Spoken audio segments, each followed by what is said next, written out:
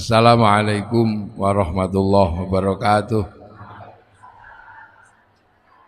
Bismillah, alhamdulillah, wassalatu wassalamu ala rasulillah Sayyidina Muhammad ibn Abdillah wa ala alihi wa ashabihi wa azwajihi wa dhurriyyatihi wa ahli baitihi wa man tabi'ahum bi ihsan ila yaumil qiyamah. Yai Said Akil yang kita cintai, kita hormati, yang kita sangat hormati, jajaran pengurus Fatayat Nahdlatul Ulama, khususnya Ibu Ketua yang alhamdulillah juga terpilih menjadi anggota DPR RI, Ibu Muhaimin yang saya hormati, Ibu Profesor belum yang saya hormati, Duta Besar, jajaran tamu undangan, hadirin wal hadirat yang berbahagia. Ini forum halal bihalal yang biasa dilakukan setelah bulan Ramadan atau bulan puasa. Alhamdulillah kita ini masih punya pelajaran dari pelajaran yang paling tua yang diberikan Allah kepada manusia. Jadi bulan puasa ini adalah pelajaran lama yang selalu diajarkan kepada manusia. Makanya Allah menyatakan dalam firman-Nya, kama kutiba 'alal ladzina min qablikum, seperti orang dulu aku wajibkan puasa. Jadi yang puasa itu bukan cuma generasi kita, orang dulu juga disuruh puasa. Nabi Adam puasa dikenal dengan nama Ayyamul Bid sama Ayyamus Sud, hari terang, tanggal 13, 14, 15 rembulan, 27, 28, 29 rembulan. Nabi Idris diajari puasa, tapi tidak bernyawa makanannya, mutih kalau orang sekarang. Nabi Nuh motong kayu sampai membuat kayu dalam keadaan puasa. Nabi Ibrahim puasa. Nabi Musa naik ke Gunung Tursina puasa. Nabi Dawud sehari puasa, sehari tidak. Nabi Isa puasa, Nabi Muhammad dan umatnya juga disuruh puasa. Makanya karena puasa ini peribadatan kuno, kama kutiba 'alal ladzina min qablikum, maka hampir seluruh manusia mengenal puasa. Dan puasa ini ternyata tidak cuma orang Islam yang menjalankan. Jadi puasa ini ternyata karena puasa ini peribadatan lama, maka tidak cuma umat Islam yang puasa. Agama kuno namanya Zoroaster, punya Tuhan dua, Ahriman sama Ahura Mazda. Nabinya namanya Zarathustra, ajarannya nihilisme, itu juga puasa. Tuhan terang Ahriman ini kalau kelahi sama Tuhan gelap, kalau Tuhan terang itu menang, maka terjadi gerhana bulan. Orang Zoroaster puasa 3 bulan. Kalau Tuhan terang yang kalah, gerhana matahari, puasa 3 bulan. Nah, orang Zoroaster ini punah karena terus agamanya berubah menjadi penyembah api yang di dalam Al-Quran dikenal dengan nama Majus atau Majusi, menyembah api. Orang Majusi juga punah karena Raja Majusi yang terakhir yang namanya Rustum masuk Islam, karena diislamkan sama Sayyidina Ali, ngambil menantu Sayyidina Husain. Karena orang Majusi masuk Islam, maka tidak lagi menyembah api, tapi orang Majusi menaruh api di bangunan tinggi namanya Manaro. Begitu masuk Islam, apinya dibuang, Manaronya ditaruh di depan masjid. Akhirnya masjid Persia punya Manaro.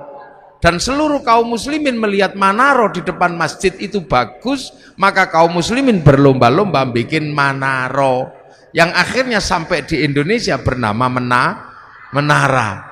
Itu sumbangan dari orang dari Majusi. Nah, orang Hindu juga diajarkan puasa, namanya upawasa. Upawasa itu nggak makan, nggak minum, nggak menyentuh perempuan. Untuk apa? Jalan menuju moksa. Karena yang terbaik dari Hindu adalah mati tanpa material, hilang raga, hilang sukma, namanya moksa. Agar bisa moksa, ibadah terakhir setelah Upanishad, setelah kabumian adalah upawasa. Nggak makan, nggak minum, dan nggak menyentuh perempuan. Nanti hilang secara material. Makanya ketika Islam datang mengajarkan Syahrusyam, nggak makan, nggak minum, nggak menyentuh perempuan, kok mirip seperti upawasa, maka orang Indonesia menyebutnya bulan puasa. Itu istilahnya. Orang Yahudi, orang Buddha juga diajari puasa. Kalau pengen mendapatkan penyempurnaan 8 jalan menuju nirwana, harus puasa di bawah pohon bodhi dengan pakai kain selempang dalemannya tanpa jahitan. Orang Yahudi puasa, kalau peringatan Yom Kippur juga puasa. Orang Nasrani kalau Jumat Agung sebelum Paskah juga diajarkan puasa. Jadi puasa ini adalah milik semua agama, cuman caranya berbeda. Jadi makanya kalau kemudian halal bihalal ini mempertemukan seluruh umat beragama yang berbeda, pasti nyambung karena urusannya dengan puasa. Nah ini lintas agama juga. Loh ya nyambung kalau dalam urusan puasa karena semua agama mengenal puasa. Ini puasa. Makanya puasa itu saking terkenalnya, variasinya paling banyak. Di Indonesia ada puasa makan daun tok, namanya ngidang. Ada puasa makan umbi-umbian, namanya ngerowot. Ada puasa tanpa nyawa, namanya mutih. Ada puasa tidak kenyentuh matahari, namanya pati geni. Ada puasa diem, namanya bisu. Ada puasa gandul di pohon, namanya ngampret atau ngalong. Ada puasa jalan terus ngedan, itu puasa. Jadi variasinya paling banyak. Dan sejarah-sejarah besar dilewati dengan puasa. Sejarah tertulisnya Weda, sejarah tertulisnya Tripitaka, sejarah turunnya Al-Quran, itu sejarahnya orang puasa. Sang Buddha Gautama tukang tirakat, Walmiki tukang tirakat, Rasulullah juga tukang tirakat. Makanya Quran turun setelah Rasulullah naik turun Gua Hira selama 15 tahun. Syekh Abdul Qadir Al-Jilani Ma'rifatullah setelah 25 tahun puasa di padang pasir dibimbing Syekh Mubarak Al-Madzumi. Sunan Kalijaga menjadi wali setelah puasa 3 tahun. Baca ya hayu ya qayyum walaupun keliru ya kayuku ya kayumu. Ya Saridin jadi wali setelah puasa 3 tahun. Baca Allahu Akbar walaupun keliru lawa bubar. Jadi sejarah besarnya ini orang puasa. Mbah Manap Lirboyo pengen mendirikan pondok pesantren Lirboyo, puasa ngerowot 56 tahun, makan uwi. Sampai akhirnya uwinya hilang karena dimakan genderuwo. Akhirnya sama Mbah Manap uwinya diganti gadung. Akhirnya genderuwonya makan gadung. Begitu genderuwo makan gadung jam 12 malam, genderuwonya mabuk. Ana makan genderuwo, makan itu pondok Lirboyo ambruk. Maka dikasih minum minyak jarak. Nah akhirnya genderuwonya sadar terus punya tugas nyantri, santri sebagai tukang ngisi jeding, nyenggot namanya. Makanya Lirboyo itu dulu kalau malam suka ada kriat-kriut itu genderuwo nyenggot.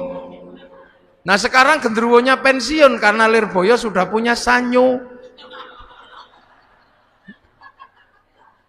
Mbah Hasyim Asy'ari mendirikan NU, puasa 3 tahun dari hulu sungai Brantas sampai hilir baca surat Kahfi. Terus tiap malam nggak pernah tidur, ngatamkan surat At-Taubah 41 kali, surat Kahfi 41 kali dalam 2 rakaat sholat hajat. Makanya kalau NU jadi gede ya nggak masalah, wong tirakatnya besar. Maka penumpang NU itu macam-macam. Yang sholatnya rajin ya numpang, yang setahun sekali ya numpang, kadang Bandar Dadu ya numpang. Itu NU apa aja numpang. Makanya tapi karena kendaraan besar jalannya pelan, nggak bisa was-wes gitu. Makanya NU sering disalib kendaraan kecil-kecil, wes gitu, tapi penumpangnya kecil. Yang naik yang cingkrang tok gitu. Yang naik yang jenggoten tok, yang nggak jenggoten nggak boleh naik. Tapi karena larinya cepet was-wes sering nabrak, dikit-dikit tabrakan bruk, nabrak sapi, bruk, nabrak apa gitu. Lah NU biasa. Ya, Ki Gede Pemanahan ketika pengen membangun alas Mentao, disuruh puasa 20 tahun sama Sunan Kalijaga. Akhirnya puasa di Bang Lampir Gunung Kidul, pantat bekas puasanya sampai batunya dekok. Punya anak Danang Sutawijaya mbubak alas Mentao, mendirikan Mataram 1758 dipecah oleh Belanda jadi Jogja sama Solo jadi Giyanti. Akhirnya Jogja jadi Amangkubuanan Pakualaman, Solo Mangkunegaran Kasunanan. Ki Ageng Pengging pengen punya anak jadi raja, puasa 7 tahun, lahir Joko Tingkir. Gitu. Nah calon Raja Mataram nggak mau jadi raja, namanya Bagus Harun. Karena pengen melahirkan anak jadi raja tapi alim, maka Bagus Harun keluar dari kerajaan, puasa di daerah Pagotan Ponorogo, belakang pabrik gula. Tirakan di samping sumur yang dipuasani, naik airnya 7 meter pas 27 Ramadan. Oh aku untuk Lailatul Qadar. Karena sumur yang menghasilkan Lailatul Qadar, maka sumurnya disebut sumur Sewu Wulan. Orang sekarang menyebutnya Sewulan, maka kampungnya dikenal dengan kampung Sewulan. Raden Bagus Harun punya anak, ganasnya luar biasa, perempuan, fatayat. Enggak ada yang berani nikahi dia saking kerasnya, sampai dikenal dengan nama Nyi Ageng Alap. Enggak ada yang berani nikah, dinikahi Raden Santri, punya anak Mbah Maktum, lahir punya anak Mbah Maklum, Mbah Tafsiran, ada Mbah Kolyub, ada Mbah Ilyas, nikah punya anak Mbah Nafiqoh. Perempuan galaknya luar biasa. Gak ada yang berani nikah, dinikah sama Kiai Hashim Asy'ari, nikah sama Nyai lahir Kiai Wahid Hashim, nikah sama Nyai Solikah binti Bisri Sansuri, lahir anak Abdurrahman Wahid, seorang presiden Indonesia walaupun 2 tahun. Nah ini tirakat semua mboknya itu dulu. Di Jogja ada orang gak terlalu pinter namanya Sukirah, pengen punya anak jadi raja, padahal bukan keturunan raja. Tetangganya cuma bilang paling kamu nanti jadi rajanya ketoprak anakmu. Tapi nekat puasa Bu Sukira 9 bulan, pengen punya anak jadi raja. Ya Allah, ya Allah. Keluar anaknya laki-laki jemblok keriting, dikasih nama Soeharto, jadi presiden 32 tahun. Loh itu makanya dulu orang itu kalau punya hajat besar, senjatanya puasa. Laki-laki mencintai perempuan paling cantik sak fatayat, kok ditolak? Puasa kalau laki-laki dulu. Iya, masuk masjid baca ya Rahmanu ya Rahim 7 hari 7 malam, I love you. Kalau nggak percaya dibalik, perempuan mencintai laki-laki paling ganteng, puasa baca ya Rahmanu ya Rahim. Kalau nggak santri cari pohon besar, bacanya Sunan Mata Kaji, hajiku jaran goyang tak goyang, I love you. Loh, itu puasa. Jadi puasa itu menghasilkan energi yang aneh. Orang pengen kuat, puasa baca la haula wala quwata illa billah. Tapi juga bisa kuat baca Sunan Mata Kaji, hajiku Bandung Bondo puasa. Pengen kaya, puasa bisa. Ya Fatahu ya Rozak, sholat duha. Kalau nggak mau ya Fatahu ya Rozak, puasa di Gunung Kawi, pulang ya kaya. Nggak puasa. Loh makanya puasa ini punya energi yang universal. Tidak perlu Islam, tidak perlu baik, seperti yang dinyatakan oleh Ya Isa, itu hikmah itu tidak pandang bulu.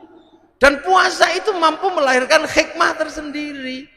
Dukun santet kalau puasanya kuat, santetnya juga teksek. Dia. Makanya ini puasa. Dulu nenek moyang kita hobinya puasa. Dan yang ngerti puasa bukan cuma manusia. Ayam juga ngerti puasa. Ayam itu kalau mau neteskan telurnya puasa 21 hari. Telurnya netes. Ulat kalau mau terbang jadi kupu-kupu puasa, jadi kepompong, nanti terbang jadi kupu-kupu. Ular kalau mau ganti kulit puasa 41 hari.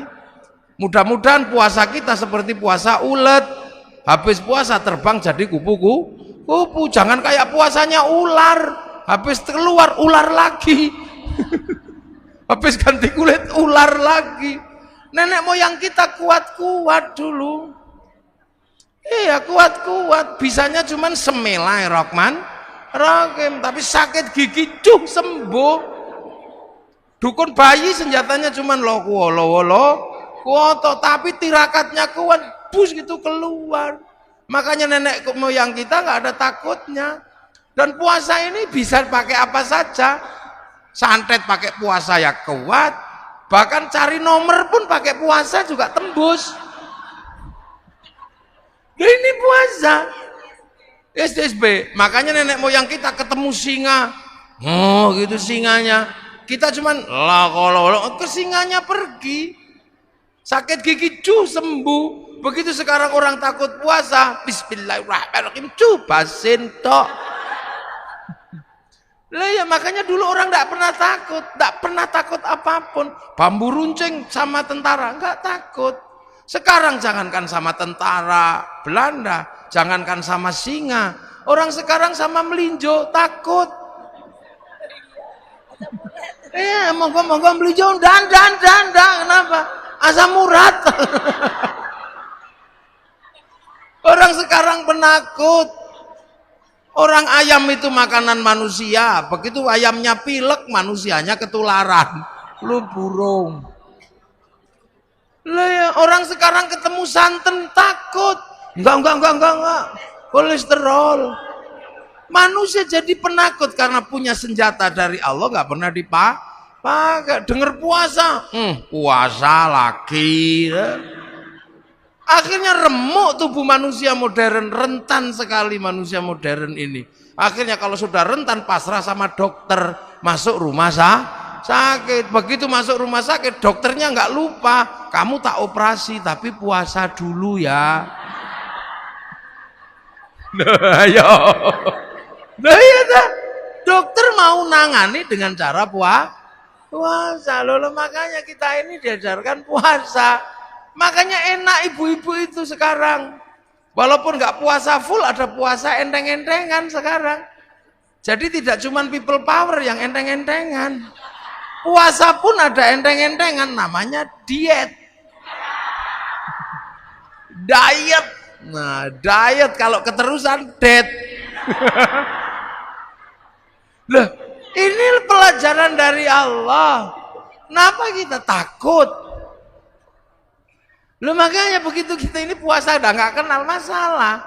Loh makanya kekuatan hebat itu muncul dari orang yang bisa puasa. Tapi puasa kita ini beda dengan puasa kesaktian. La'allakum tattaqun. Nah, apa sih la'allakum tattaqun? Agar kita menjadi orang bertakwa. Takwa itu apa? Menghadapkan wajah kemanapun merasa melihat Allah. Allah. Kenapa kita bisa merasa melihat Allah? Dengan puasa. Karena dengan puasa ego kita tuh turun. Kenapa? Karena kita ini punya dua elemen.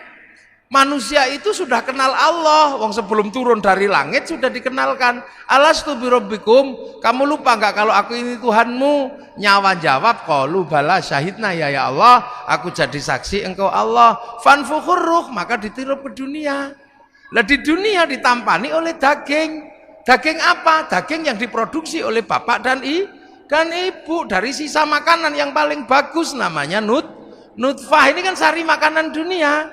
punya bapak, punya ibu dicampur, titipkan di rahim ibu.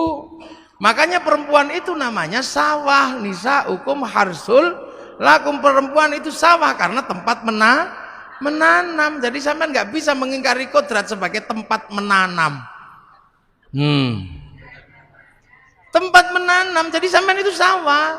Laki-laki ini yang punya sawah. Makanya sampean laki-laki harus tahu, kalau sawah pengen tanamannya bagus, jangan terlalu banyak sampah dan banyak rumput. Maka perempuan kalau pengen tanamannya bagus, bersihkan seperti sawah tanpa rumput dan tanpa sampah, agar bersih. Kalau sudah tumbuh jerawat, masukin salon.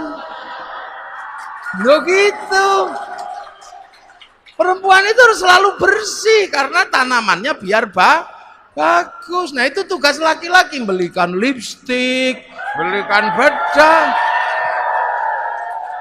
Tangannya nggak boleh kasar, belikan mesin cuci. Tubuhnya nggak boleh pengap, belikan AC.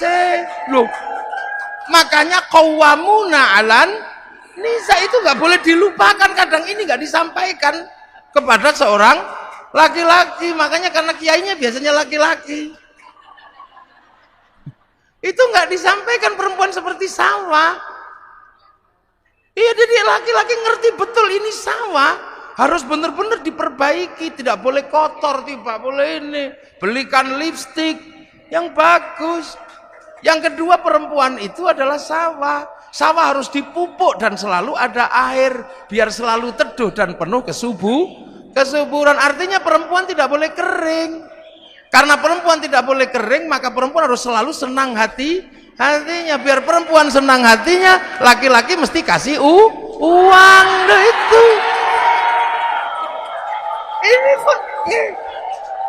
Ini sebab pembelajaran buat laki-laki ini. Iya, ini nggak apa-apa, biar dia belajar. Ya, ini pembelajaran. Biar nanti pulang ngomong sama suaminya, kata kiai, saya ini sawah, saya terima ditanami, tapi tolong dong airi dan kasih kesuburan. Gitu. Perempuan itu sawah, kalau lagi ditanami nggak boleh dibakar. Maka perempuan nggak boleh dimarahi. Harus dikasih sayangi, lo bener. Lo iya, kalau perempuan dimarahi emosi. Kalau emosi jantungnya ini di bawah payudara, jantungnya panas, payudaranya mendidih. Air susu nih ibarat santan blondo. Diminum bayi beler. Makanya kalau teteknya nggak sehat, bayinya bengek. Maka ada istilah tetek bengek. Loh, ini pakai. Loh, ini harus benar-benar ditanam dulu. Karena kalau ini tidak selesai, maka urusan yang lain tidak selesai. Karena tanaman ini yang menentukan masa depan bangsa. Almar'atu imadul bilad. Idza saluhat saluhal bilad. Idza fasadat fasadal. Perempuan ini tiang negara karena melahirkan anak. Lah, anak itu adalah kelanjutan estafeta manusia memikul bangsa dan negara. Nanemnya harus kuat, maka sawahnya harus subur. Maka kalau dimarahi biasa aja laki-laki itu. Laki-laki nggak boleh marah, kalau perempuan marah biasa. Iya. Lah iya, marahnya perempuan itu kan buang sampah. Dan laki-laki itu tempat sampah. Makanya kalau sampah lagi dibuang, tempat sampahnya jangan ditutup. Kalau ditutup, sampahnya dibuang ke tetangga. Kita pusing WA-an sama tetangga. Karena ternyata laki-laki itu lebih mencintai istrinya daripada anaknya. Dia, laki-laki manapun pasti lebih mencintai istrinya daripada anaknya. Survei membuktikan. Loh, laki-laki pulang kerja, anaknya di pangku tetangga. Terima kasih. Ya. Lu pulang kerja, anaknya tiba-tiba digendong tetangga. Terima kasih. Coba kalau yang di pangku istrinya. Wah, Loh ini membuktikan bahwa laki-laki mencintai istrinya. Senggol bacok. Loh makanya kan ada cerita. Ada cerita ja'a rajulun ila Umar bin Khattab. Ada laki-laki datang ke Sayyidina Umar. Itu enggak disebut ternyata Abu Dzar Al-Ghifari. Abu Dzar Al-Ghifari itu kepala suku panglima perang, tapi istrinya cerewetnya luar biasa. Sampai ini apa? Sayyidina Abu Dzar itu, ya Allah aku kurang apa? Udah ganteng, kaya, kepala suku, panglima perang, punya istri satu, cerewetnya gini. Awas tak tukar tambah aja. Tapi sebelum tak tukar tambah, tak konsultasi sama Sayyidina Umar. Sayyidina Umar ini kan keras-kerasnya laki-laki. Nah Sayyidina Umar gak ada yang berani, baca Quran aja gak ada orang berani denger. Sayyidina Umar kalau baca Quran, Bismillahirrahmanirrahim, Alhamdulillahirabbil alamin. Sayyidina Umar. Kalau yang Bismillahirrahmanirrahim, kenapa tadi nggak bilang Allah? Nah berarti nggak cocok memang, keras-keras. Bismillahirrahmanirrahim. Itu Sayyidina Ali. Kalau Sayyidina Umar, Bismillahirrahmanirrahim, Allah. Kalau khutbah itu pedangnya ittaqillah, sak masjid gini semua. Makanya saking kerasnya Sayyidina Umar, ketika Sayyidina Umar meninggal, Sayyidina Ali nadar. Orang kok kerasnya kayak gini, kalau mati ditanya malaikat Mungkar Nakir jawabnya apa? Maka meninggalnya Sayyidina Umar, kuburannya di kuping sama Sayyidina Ali. Karena sama-sama walinya ya denger. Assalamualaikum, salam. Malaikat Mungkar Nakir kaget. Salam, siapa itu? Mungkar Nakir ya Umar. Ada apa? Ya mau nanya ya Umar. Nanya apa? Ya marrobuka. Allah. Apalagi udah itu aja gak jadi. Loh, itu maka Sayyidina Abu Dzar ini mau curhat ke Sayyidina Umar. Baru mau curhat tentang perempuannya yang cerewet. Sampai di dalam rumah dengar ada perempuan ngomel. Ternyata Bunyai Atikoh lagi ngomeli Sayyidina Umar. Sayyidina Abu Dzar podo tiba. Selesai ngomel, Assalamualaikum, salam. Siapa itu? Abu Dzar ya Umar. Ada apa? Kok tumben-tumben suruhnya sini? Gak jadi, sama aja. Belum.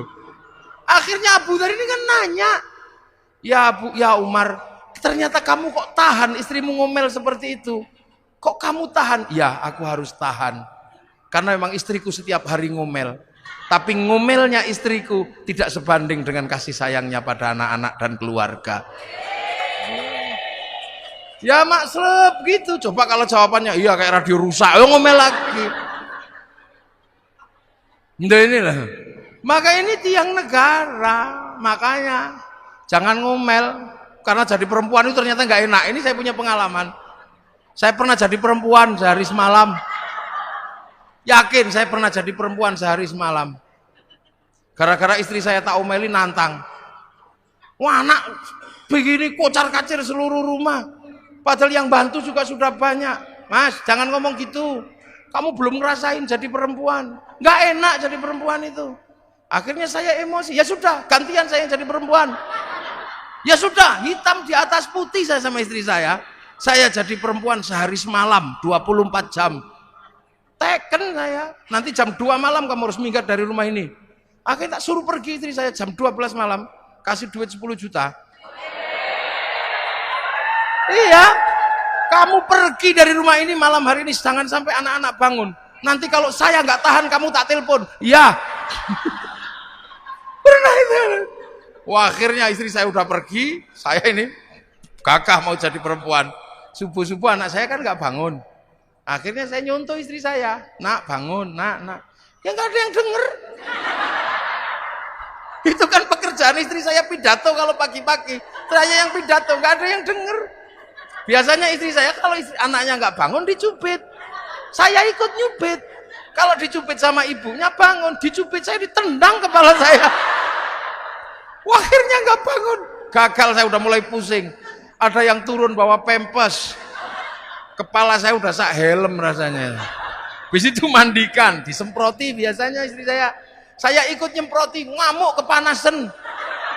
Ada yang kedinginan, tapi itu jejer didulang, gini satu-satu. Ada yang kegedean, disembur ke, diuncal no. Stres saya jam 7 akhirnya mau sekolah, gagal semua. Gak ada yang mau sekolah. Habis itu rumah berantakan, TV pecah, remote kocar kacir sudah. Jam 1:30 saya minta ampun sama Dek, pulanglah. Nyerah aku. Nyerah.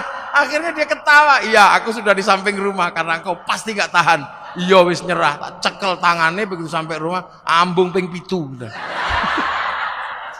Sudah itu, ini ngerti semua ini anak-anak, bang ini ngomongan saya itu 1, 2 itu. Betapa kerasnya istri saya, tapi saya nggak tahan akhirnya, ampun saya. Akhirnya nyerah saya itu. Makanya tadi termasuk baju ini dia yang jahit. Karena saya ini hidupnya diurusi orang. Jadi ke sana diurus, hampir istriku itu jarang ngurusi saya. Maka cuman dia bilang, engkau boleh diurus sama siapa mas, tapi saya minta satu, biar urusan bajumu dan sarungmu urusanku, biar nanti kalau engkau masuk surga aku tak bisa gandol katanya. Cuman itu aja, karena itu aja dia minta. Akhirnya ini sarung, ini dia yang jahit. Saya baru ngerti ternyata yang dijahit itu apa, selimut. Jadi kemarin waktu di hotel baru tak samain gini, sama ternyata kainnya.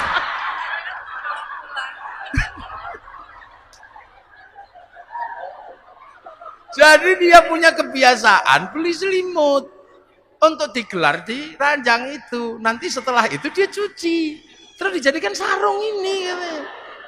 Biar kemanapun kau selalu mengingatku katanya. Iya. Makanya saya itu gak bisa marah sama istri saya. Sekali saya marah itu kapok saya, dia marah kapok saya. Dek, dandan yang cantik, ya mas. Karena pagi nanti kawinan santri, gak boleh kau kalah cantik. Dandan habis subuh. Jam 7 keluar rumah, menurut saya udah paling cantik.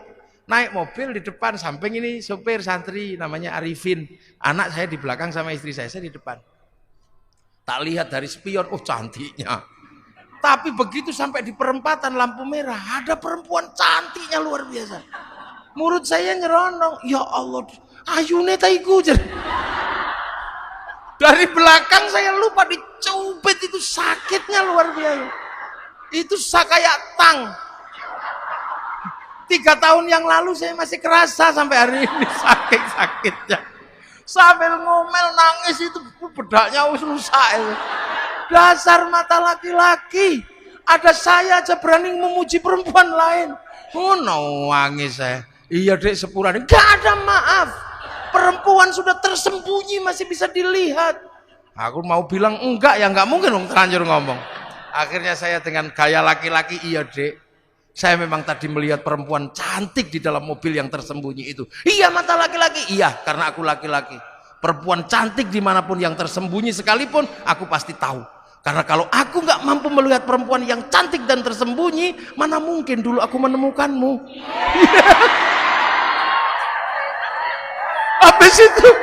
Habis itu kendor ini. Lah itu dong iya. Coba kalau nanti nggak percaya tanya sama istri saya itu benar-benar terjadi ini. Jadi jangan sampai perempuan itu marah karena nggak boleh dibakar hatinya. Karena ini generasi berikutnya tergantung perempuan. Maka Allah itu kasih berkah kepada perempuan itu beda dengan laki-laki. Karena perempuan itu menumbuhkan generasi. Perempuan salaman sama suaminya, cium tangan, dapat pahalanya Hajar Aswad. Laki-laki cuman salaman tekor. Perempuan tidur di samping suaminya dapat pahala sholat di depan Ka'bah. Laki-laki cuman dapat pahala tidur aja. Makanya nanti kalau pulang cari Hajar Aswadnya ya. Lo kok Hajar Aswadku panun.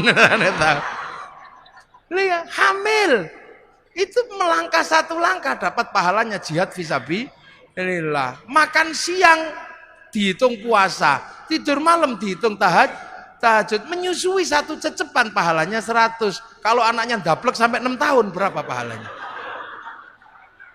Lo Allah kasih, makanya perempuan itu berkahnya tidak habis habis. 1 elusan perempuan terhadap anaknya 1 miliar saraf kebaikan bangkit. Loh ini yang tidak, laki-laki nggak memiliki itu.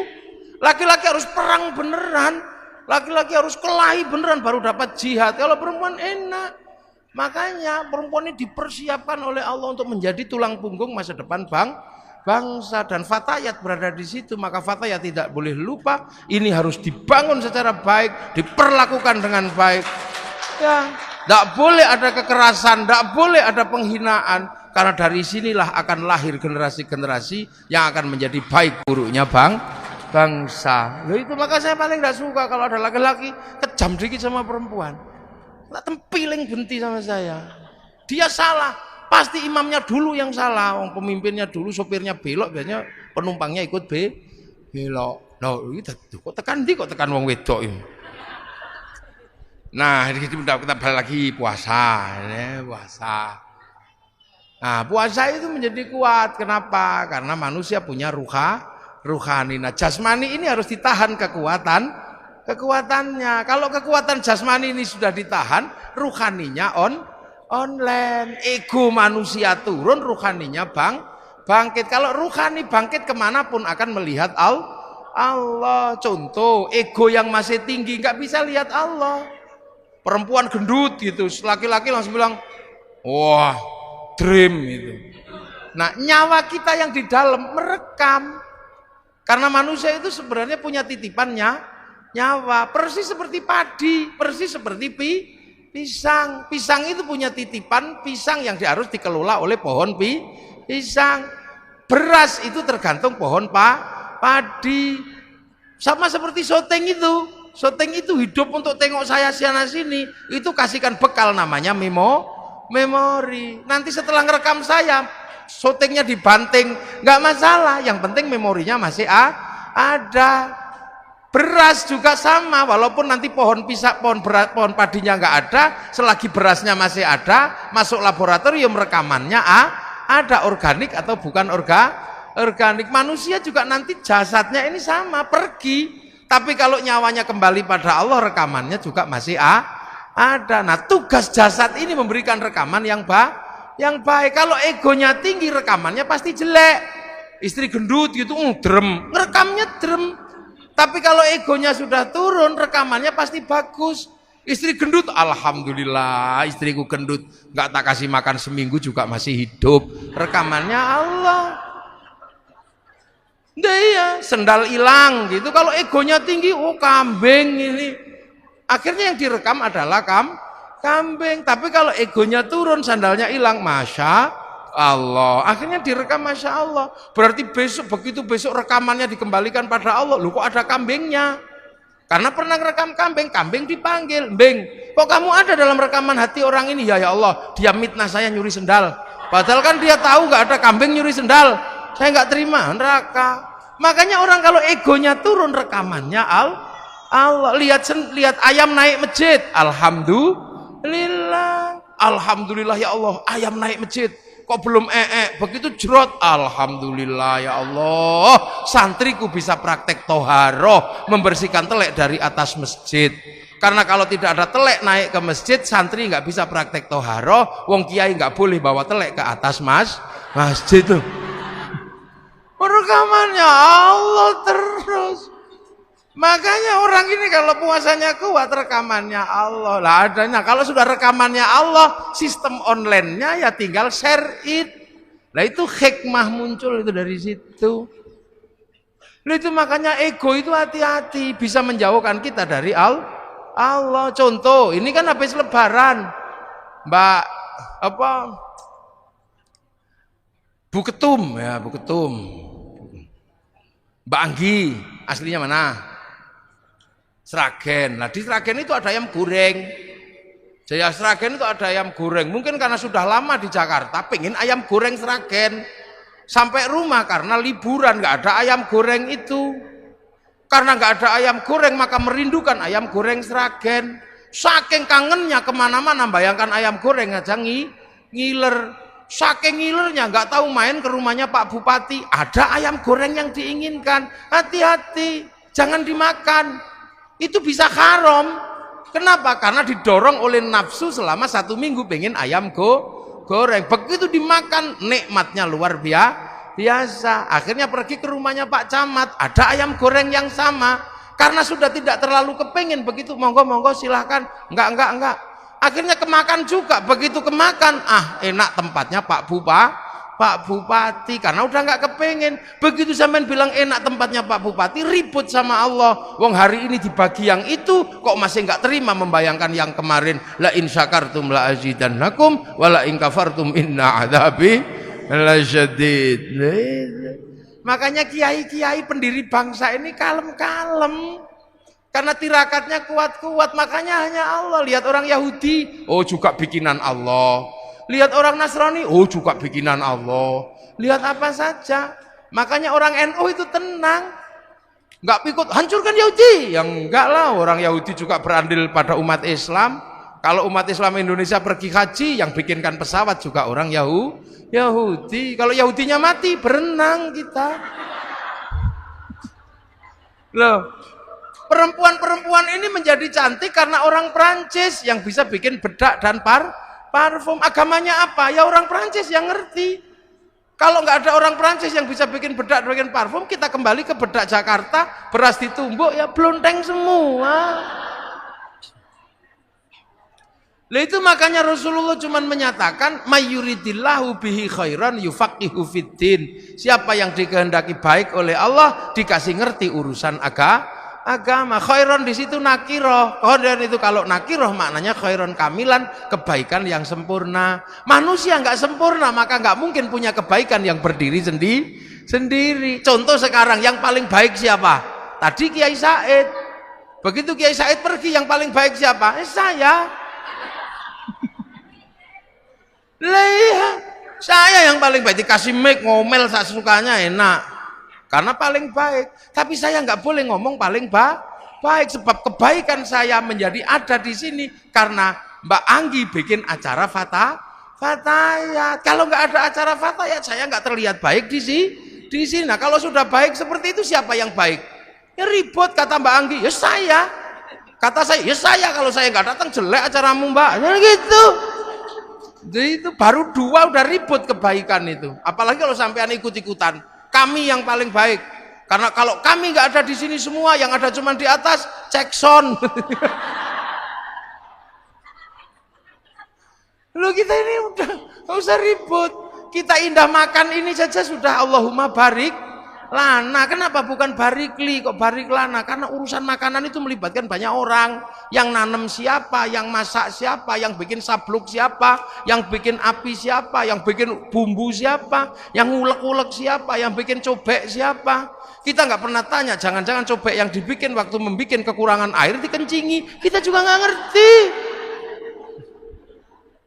Kita nggak punya garam untuk menikmati masakan. Jangan-jangan orang sana, orang Indramayu, orang Kudus, orang Jepara yang bikin garam, lagi bikinnya kepingin kencing di kolam garam, nggak ngerti kita.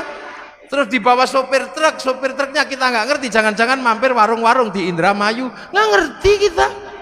Terimanya mateng loh. Itu makanya kebaikan itu nggak bisa berdiri sendiri. Maka jangan sekali-sekali orang baik mengaku yang paling baik. Itu seperti paku menempel pada kayu. Begitu paku mengatakan yang terbaik, lepas dari kayu, dia akan menjadi batu atau menjadi besi yang berkarat. Nah itu NU sifat dasarnya begitu. Makanya NU nggak pernah kami paling baik, enggak. Iya, Fatayat punya bordir, yang bordir mesinnya mereknya Butterfly, buatan Cina. Ini rame, indah, minumnya Nestle, ini Prancis kalau nggak salah. Kita bisa begini karena komunikasi sama saya pakai handphone. Yang datang orang bawa handphone punyanya orang Korea Samsung. Pengajian ini menjadi indah karena orang Jepang bikin toa. Jadi bagus karena itu. Ada yang saya yang paling murni. Kenapa? Saya minumnya degan. Nggak bisa. Degan itu dipacok pakai golok dari pir mobil buatan Jepang. Yang paling murni sekarang tinggal satu. Kalau ada hujan mangapo.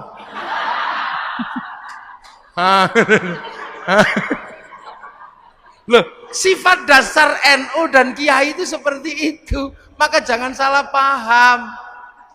Hancurkan Yahudi, renang kita. Wong Pak Habibie suruh bikin pesawat gak jadi-jadi. Wong namanya tetuko, sing teko ra tuku-tuku, sing tuku ra teko-teko. Ya itulah makanya halal bihalal ini sesungguhnya adalah wujud dari kehidupan kita yang nggak bisa berdiri sendiri.